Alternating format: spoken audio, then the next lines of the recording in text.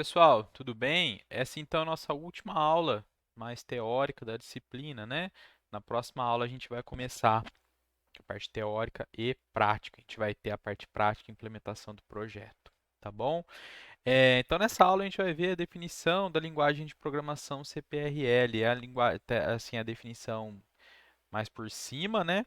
E depois vai ter um apêndice no material complementar que eu estou fornecendo para vocês, que foi cedido pelo autor do livro, professor John Moore, que vocês poderão ver a definição completa da linguagem, né? Explicando as instruções, como elas funcionam, qual que é a sintaxe. Não estou falando da gramática, né? A gramática a gente falou um pedaço dela na aula anterior, e eu falei também que no apêndice D a gente tem a definição da gramática completa. Aqui a gente está falando da linguagem, do uso da linguagem, tá bom? Ah, então, eu vou seguir a aula como eu tenho feito, o que eu vou achando de problema nos slides, né? Eu vou corrigindo já durante a apresentação e a gente vai seguindo assim, tá? Essa aula eu acredito que seja rápida, acho que uma meia hora a gente consegue cobrir tudo. Então, a linguagem CPRL vem de Compiler Project Language, né? Uma linguagem de programação pequena, mas completa, né? Então, a gente vai ter praticamente tudo que a gente precisa para fazer programa simples, na verdade, né? Com construções similares às encontradas em Ada, Java, C++, já achei um erro já. Pastel, não. Eu estou pensando em pastel, né? Pascal. Projetada para ser adequada, para ser usada, né? Para ser usada como projetada para ser adequada ao ser usado como linguagem de programação para um projeto de um compilador em disciplinas avançadas de nível de graduação, né? A gente já está no meio do curso para o fim, ou introdutório em níveis de pós-graduação. Os recursos dela ilustram muito das técnicas básicas e problemas associados à tradução de linguagem de programação. Considerações gerais sobre o léxico. Ela é sensível à caixa, né? Ela é case sensitive. Há diferenciação entre maiúscula e minúscula, como a maioria das linguagens de programação que vocês estão trabalhando no momento, né? Não sei se tem alguma que é case insensitive. Python acho que não, né? Sei que C Sharp as linguagens da família da Microsoft normalmente são. Enfim, ela é case sensitive igual as linguagens que a gente está acostumado a trabalhar, né? E a maioria das regras se aplicam, tá? Caracteres de espaço em branco separam os tokens, caso contrário, são ignorados. Então, se eu tiver mais de um espaço em branco, ou mais de um pulo de linha, tudo isso é ignorado, né? Durante o processo de análise. Nenhum token pode se estender depois do fim de uma linha. Isso que quer dizer? Acabou a linha, você tem uma próxima linha de código. Você não tem um pedaço do token, um pedaço do nome de uma variável numa linha e o outro pedaço na outra linha. Tá? Isso aí é relativamente óbvio, né? Que também segue a estrutura que a gente está acostumado a trabalhar nas linguagens de fato, né? Espaços não podem aparecer em nenhum token, né? Você não pode ter um espaço no nome de uma variável, isso vocês estão cansados de saber também. Com exceção de caracteres e literais de string, ou seja, se eu tenho um caractere que eu quero ser o caractere de espaço, ou uma string com espaços dentro, isso é claro, tem que ser permitido. E a gente tem comentário de linha assim, de uma linha, né? Que é com barra barra igual, de novo, as linguagens que a gente está acostumado. Identificadores iniciam com uma letra e pode conter letras sem acentos e dígitos. Tamanho indeterminado e todos os caracteres são significativos. Ou tem linguagem que usa, sei lá, os 10 primeiros caracteres como significativo. O que vem depois não importa, tá? Mas aí tem problema de conflito de nome, né? Pode ter, né? Se duas variáveis tiverem os 10 primeiros caracteres iguais, aí pode dar conflito. Aqui no caso, todos os caracteres são levados em consideração no nome, né, do identificador, né, do identificador em si. Então, a formação do identificador na gramática da linguagem. Identifier igual a uma letra e depois um conjunto de letras ou dígitos zero ou uma vez. Então, eu obrigo a ter uma letra, né? Letra é qualquer caractere, qualquer letra latina de A até Z maiúsculo ou A até Z minúsculo. E dígito são os números de 0 até 9. Palavras reservadas. Existe um conjunto de palavras reservadas aqui que a gente não pode utilizar com outro propósito, igual nas linguagens que a gente está acostumado. Algumas dessas palavras-chave elas não são usadas atualmente na CPRL, mas são reservadas para um uso futuro. Por exemplo, class. Tá? Não tem a construção de classes na CPRL, mas o autor da linguagem deixa isso já reservado para se no futuro ele colocar essa funcionalidade a mais na linguagem como padrão na obra, né, no livro dele, ele tem a palavra já reservada para ser utilizada e códigos antigos, né, continuam sendo compatíveis, porque ele já fixou que isso aqui não pode ser usado para qualquer propósito. Bem, os literais da linguagem. De novo, pessoal, a maioria das regras aqui são as regras que a gente está acostumado, principalmente em C, C++ e Java. Literal de inteiro tem um ou mais dígitos. Deixa eu digitar esse um por extenso. Não gosto de misturar. Opa. Um ou mais dígitos, né? Exemplo, 0, 1, 1842 e assim por diante.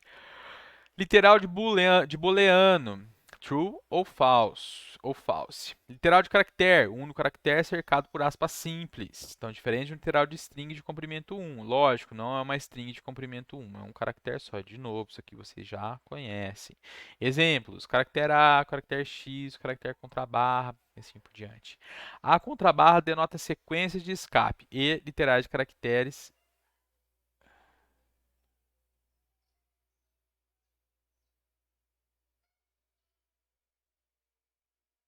Opa, o que eu quis dizer aqui? Denota sequências de escape.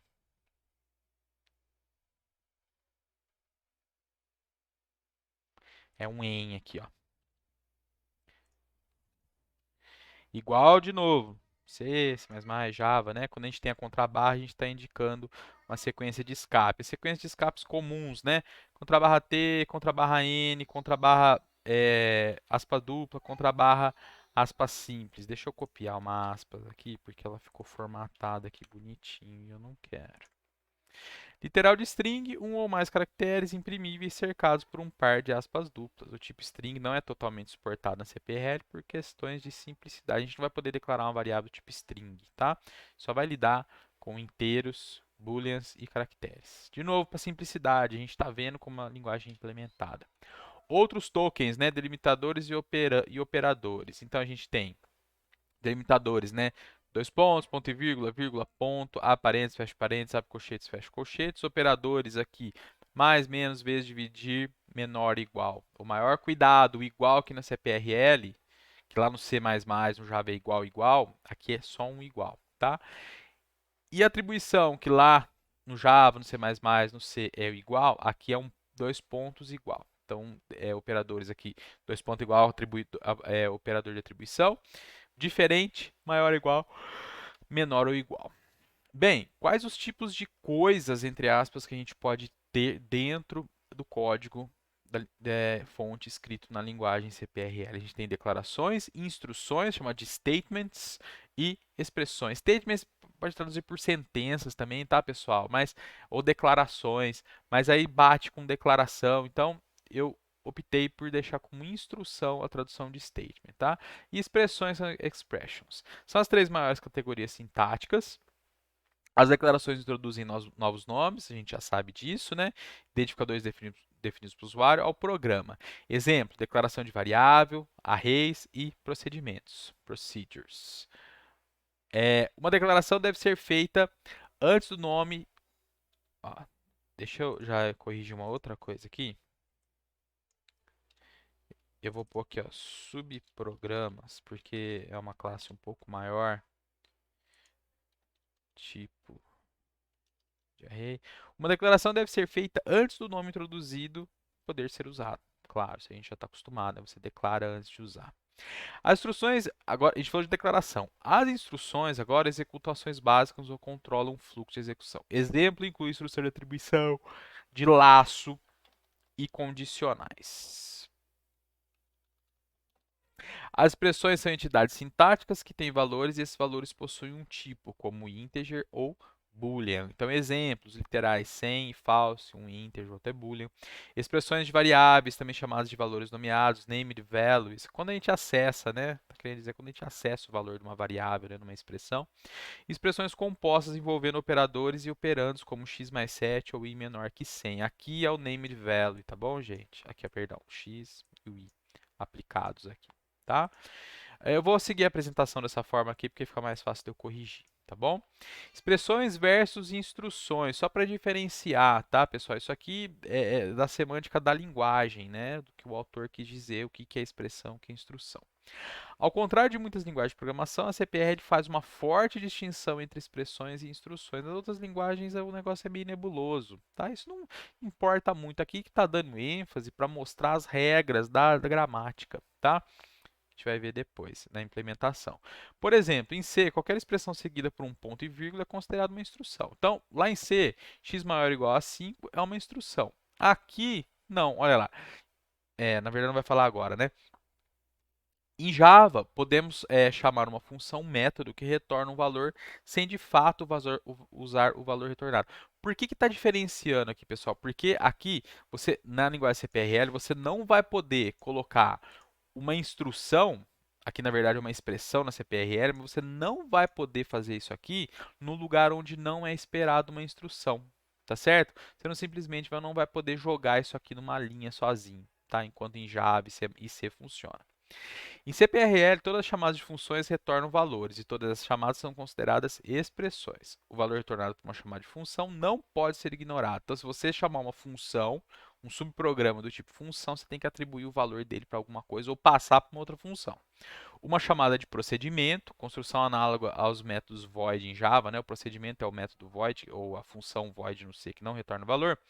Em CPRL não retorna um valor, sendo considerada uma instrução.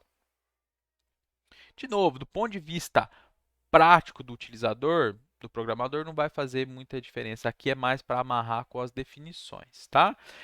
A tipagem da CPRL é linguagem com tipagem estática. E vocês vão ver também que não há promoção de tipos. Então, por exemplo, se eu tiver uma expressão com mais de um tipo misturado, isso vai me gerar um erro de compilação. Tá bom? E a gente nem tem tipo aqui de ponto flutuante, vocês vão perceber isso também, tá? O tipo é uma propriedade estática e pode ser determinado pelo compilador, permitindo assim a detecção de erros em tempo de compilação. Então, essa é uma das principais vantagens da gente ter tipagem estática, né? O compilador pode verificar se pode estar acontecendo algum problema, né? Se vai acontecer algum problema se ao tentar executar o código, então ele já barra ali, né? Porque ele confere os tipos. Todas as variáveis ou constantes na linguagem pertencem a exatamente um tipo. Quais são os tipos escalares, né, padrão definidos na linguagem? Boolean, integer e char. A gente tem o tipo array, arrays de uma dimensão, sendo permitida a declaração de arrays. Então, a gente pode ter uma simulação aí de um array de mais de uma dimensão, igual a gente tem em Java. E o número de elementos do array precisa ser fornecido, além do tipo de cada elemento, que a gente já está acostumado, né? A única diferença aqui é que quando a gente está declarando um array, a gente tem que usar essa instrução type. Então, tipo T1 é um array de 10 posições de Boolean. O T2 é um array de 10 posições de integer. E o T3 é um array de 10 posições do tipo T2. Aqui é um array de arrays, tá certo? Então, eu tenho 10 arrays do tipo T2 aqui dentro. Os índices são inteiros, variando de 0 a n-1, onde n é o número de elementos do array. Isso aqui, de novo, trivial, né? Coisa que a gente já está acostumado, careca de saber. Constantes e variáveis. As constantes e variáveis precisam ser declaradas antes de serem referenciadas. Tem que declarar antes de usar. Constante não precisa do tipo, não coloca o tipo, porque ele é inferido a partir do literal. O tipo de identificador, lá. Variáveis. Como declarar variáveis? Var, os nomes ou o nome da variável. A gente sempre prefere declarar uma variável por linha, né? Mas pode declarar mais de uma. 2 pontos, o tipo. Essa sintaxe, pessoal, é muito parecida, praticamente igual a uma linguagem chamada Pascal, tá? Se eu não me engano, essa construção do tipo está depois separado com 2 pontos. Em ActionScript é dessa forma também, tá? É uma linguagem de programação que é usada dentro do antigo Macromedia Flash, que depois virou o Adobe Flash, e agora é o Adobe Animator, né? Fazer animação para a web, né? Era muito comum há 20 anos atrás, né? Muito bem. Operadores.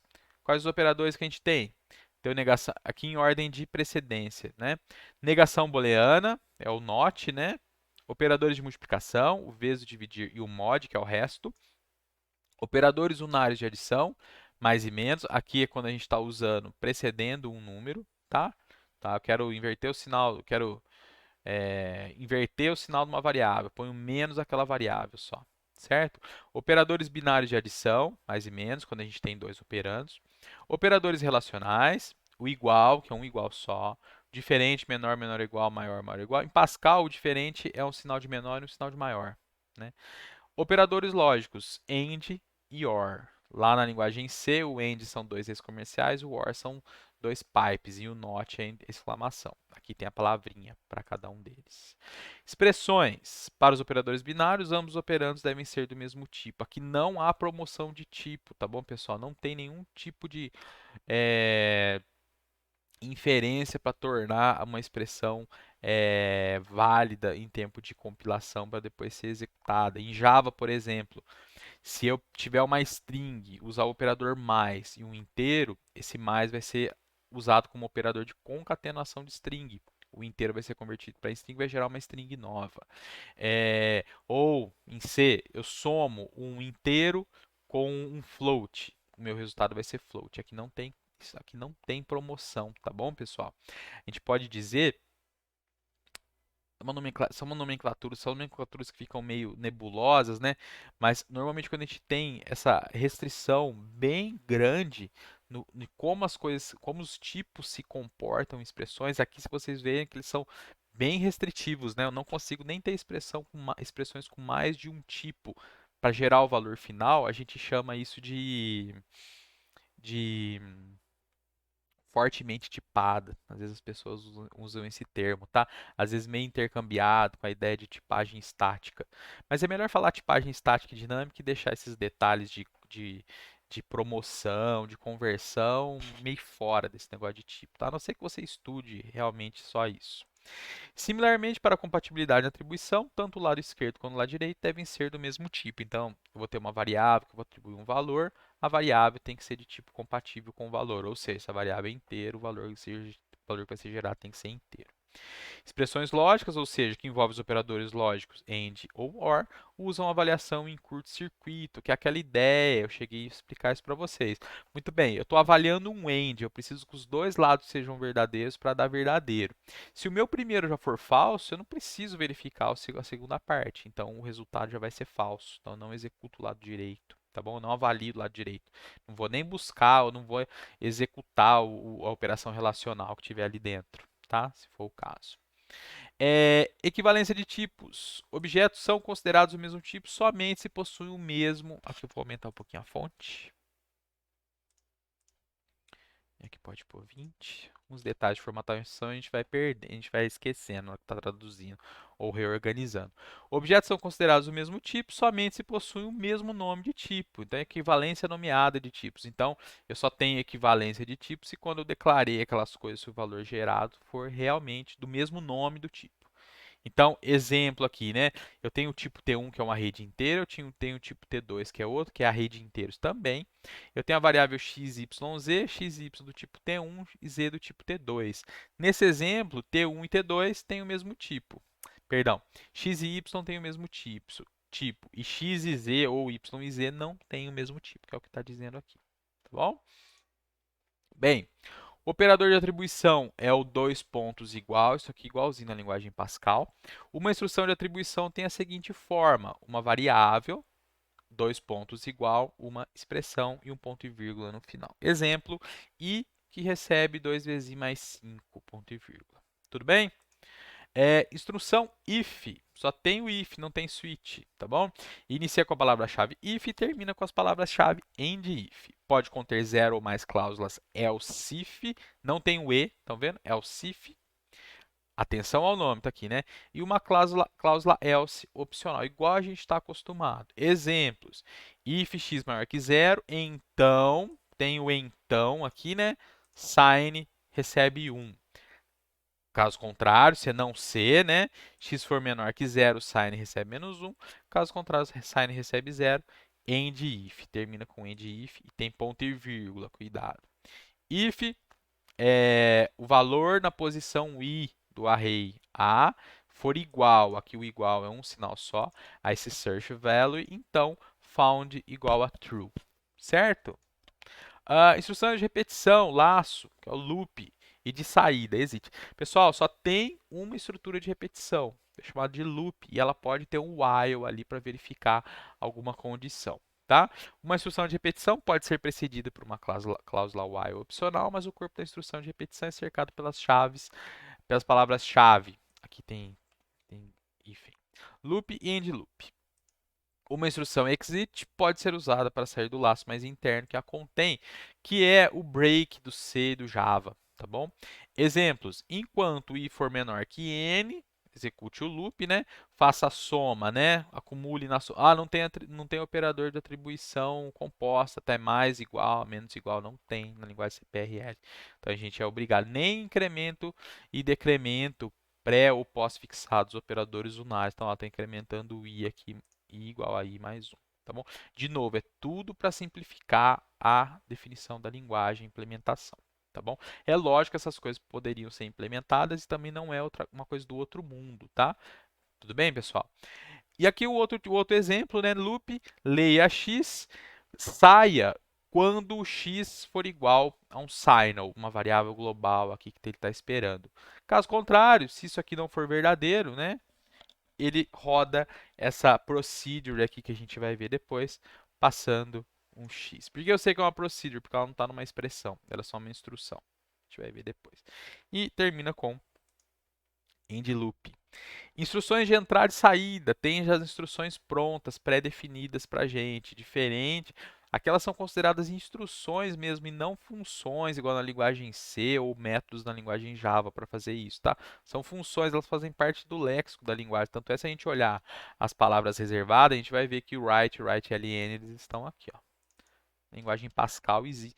Na linguagem Pascal, toma cuidado, eu não sei, eu não vou falar besteira porque eu não lembro exatamente, mas write line existem também, mas eu não lembro se eles são instruções ou se eles são funções. Enfim, a instrução CPRL define entrada e saída sequencial de texto somente, define somente sequencial de texto.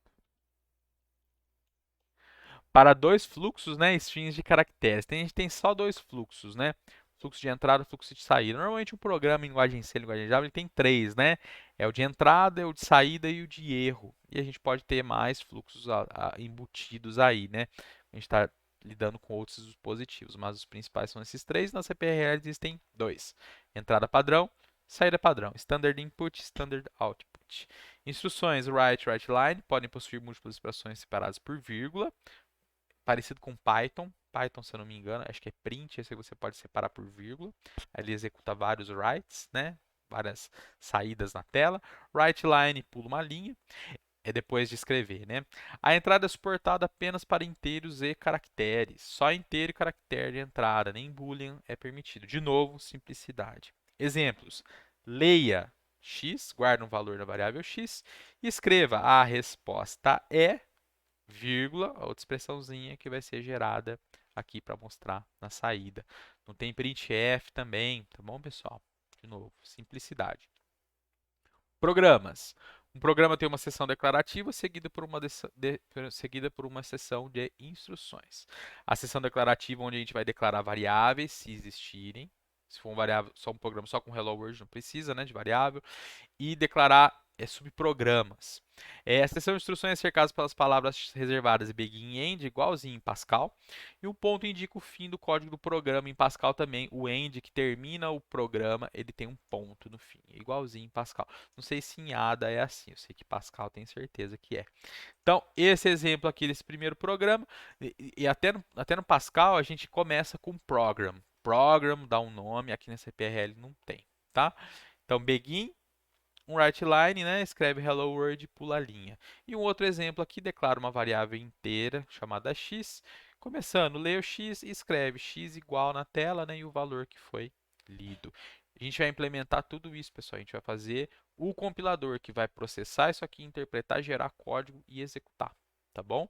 Para ficar claro para quem não entendeu o que é que vai acontecer na disciplina. Subprograma. CPRL define dois tipos distintos, tá? Enquanto em C e em Java a gente só tem em Java métodos, em C funções, em C++ funções membros, né? Na CPRL é igual na linguagem Pascal, a gente tem procedimentos e tem funções. A CPRL provê duas formas separadas de programas. O procedimento, que é similar à função void em linguagem C, C++, Java, não retorna valor, e é invocado através de uma instrução de chamada de procedimento. Não pode ser usado dentro de expressão, porque ela não retorna valor. Função, são as functions, né? Deve retornar o valor, obrigatoriamente, invocada com parte de uma expressão. Invocações recursivas de subprogramas, tanto procedure quanto function, são permitidas. Todos os subprogramas devem ser declarados antes de serem invocados, lógico. Todos os nomes de subprogramas devem ser diferentes, tomar cuidado. Aqui, a lista de parâmetros não vai diferenciar um subprograma do outro, então a gente não pode ter subprogramas com o mesmo nome, igual na linguagem C. A linguagem Java pode, C++ acho que pode também. O nome de um subprograma deve ser repetido após o end de fechamento da declaração do mesmo. Então vai ter a declaração do subprograma, um begin, ele vai começar e no fim é o end e o nome do subprograma. Procedimentos similares aos procedimentos da linguagem Pascal, com exceção que instruções return explícitas são permitidas na seção de instruções. Então eu quero parar o procedimento antes de chegar na última linha por alguma condição, alguma coisa, só pôr um return, igual na linguagem C, na linguagem Java, a gente consegue fazer isso também em métodos void. Nesses casos, a instrução return não pode ser seguida de uma expressão. Return não tem expressão na frente nos procedimentos, tá? É... Vou até melhorar aqui nos procedimentos. Nos procedimentos, a instrução return não pode ser seguida de uma expressão. Procedimentos são invocados simplesmente ao fornecer seu nome, seguidos de uma lista separada por vírgulas de argumentos. O autor chama de actual parameters ou parâmetros reais o valor que está sendo passado. A gente já diferenciou, e eu acho que é até um pouco melhor do ponto de vista teórico, separar que argumento é o que você passa, parâmetro é quem espera o argumento. O argumento é o valor em si, tá bom? Ele chama de actual parameters, né? Parâmetros reais, a gente vai chamar de argumento. Cercados por parênteses com um ponto e vírgula no fim, né? Se não houver argumento, somente o nome do procedimento é requerido. Não precisa do abre e fecha parênteses. Chamadas a procedimentos são consideradas instruções, não são expressões, porque expressão gera valor, tá? Então, aqui, como está na gramática, né? Procedure call statement, está aqui porque ele diferencia, está justamente aqui. Proc ID, que é o nome do procedimento, os parâmetros dele, que pode ter ou não isso aqui, e esse actual parameters é um abre parênteses literal, né? Um fecha parênteses literal com expressions dentro que vai gerar expressões aqui. Tudo bem? E um ponto e vírgula terminando. Um exemplo de procedimento aqui é a implementação do insertion sort, tá, gente? Então, procedure sort, o parâmetro dele aqui é o var a do tipo A, is, isso aqui é palavra-chave, is, as variáveis do procedimento, igualzinho em Pascal. Begin e para terminar, end sort, ponto e vírgula. Vejam, o mesmo nome. E aqui a implementação. Depois vocês olham, tá? Mas isso aqui é um insertion sort. A gente assume aqui que as seguintes declarações globais. O tamanho do array é 10. A gente não vai poder ter variável aqui, tá? E o type A é um array de inteiro tamanho 10. Tá bom? Funções são similares aos procedimentos, mas elas retornam valor. A chamada de função são expressões, os procedimentos são instruções. Uma função retorna um valor ao executar uma instrução return na forma return a expressão que vai ser retornada. Exemplo de função, function max, termina com end max. Ela recebe x e y como inteiros, ela retorna um inteiro. Aqui no procedimento não tem. Is. Begin. Se o x for maior ou igual a y, então retorna o x. Caso contrário, retorna o y end if. Parâmetros. Tem dois tipos de parâmetros na CPRL. Ou parâmetro que chama de parâmetro de valor, que é o parâmetro que quando você usa ele, quando você passa um argumento, o argumento é copiado. E tem o parâmetro variável, que vem de novo essa terminologia que é um pouco nebulosa, né? Que é a passagem por referência, que ela é meio esquisita, né? Em Java, por exemplo, só existe passagem por valor, e quando o argumento é do tipo referência, é a referência que é passada, é o endereço, é o ponteiro que está sendo passado, né? é o endereço para onde aquela referência aponta. Então chamam isso de passagem por referência às vezes, tá? Passagem por referência, assim, formalmente, existe em C++, tá? Aqui a gente vai ver como é implementado. Eu vou ser bem sincero, eu não vi ainda a implementação, tá? Estou começando a ver agora. E a parte de subprogramas é a última coisa do livro, então a gente vai ver depois. Aí eu posso dar certeza exata para vocês se é uma passagem por valor, mas esse valor é o valor da referência, ou se é uma passagem por referência mesmo, igual em C++, que a referência C++ é um outro tipo, uma outra forma de declarar variável, que você está dando um apelido para aquela variável, tá? Enfim, seguimos, né? Parâmetros de valor são passados por valor, cópia e são padrão. Parâmetros variáveis são passados por referência. Esse aqui que é o grande problema aqui que eu estava comentando, né? Problema entre aspas. E precisam obrigatoriamente ser declarados usando a palavra-chave var, como no exemplo abaixo. Vejam, a procedure sort, o parâmetro A, ele é declarado como var, porque eu vou mexer com um array aqui dentro, né?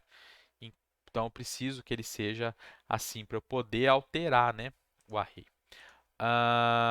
Aqui é outro exemplo, né? O x, né? O x vai ser incrementado em 1 se executar a função inc. Parâmetros variáveis não são permitidos em funções. Isso faz sentido também, né? Normalmente você quer uma função para receber parâmetros e gerar um valor de retorno, não para mexer com os parâmetros que você está passando.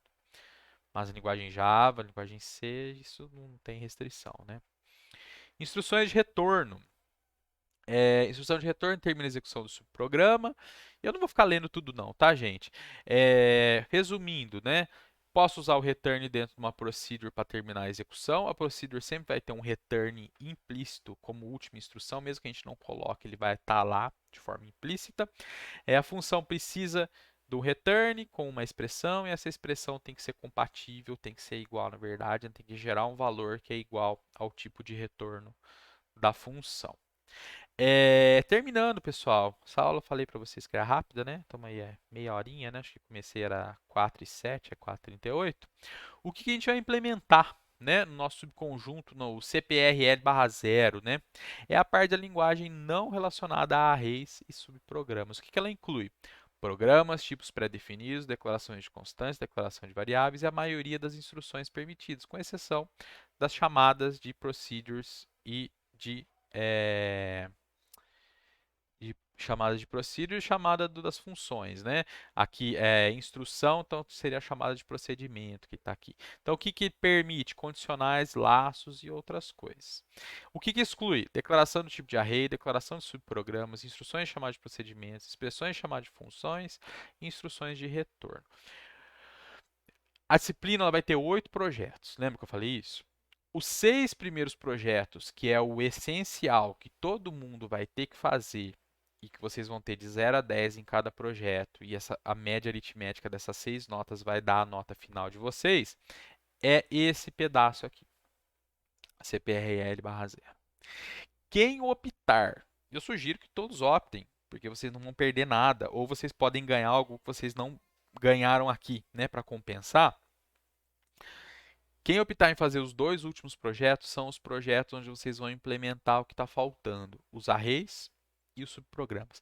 No livro até ele sugere várias outras implementações dentro da linguagem, até a parte de orientação a objeto, um suporte mais assim, vamos dizer assim, mais simples, né? Até me fugiu a palavra aqui. Mas os 2 projetos opcionais da disciplina, para dar o 7º e o 8º projetos, vão ser a implementação de array de subprogramas. Vai ter aula sobre isso tudo. E quem quiser fazer, pode fazer. Ou para aprender, que seria o ideal, né, o objetivo ideal, ou para complementar nota se estiver faltando aqui. Ou não fazer, né? Não quero fazer, tirei 6, detestei essa disciplina. Quero o mínimo. Tá bom, problema seu, né? E a definição completa da linguagem CPRL, aqui é um resumão, né, gente? Falei para vocês. Ela tá no apêndice C, fornecido no material da disciplina, tá? Tanto na pastinha do Drive quanto no Moodle.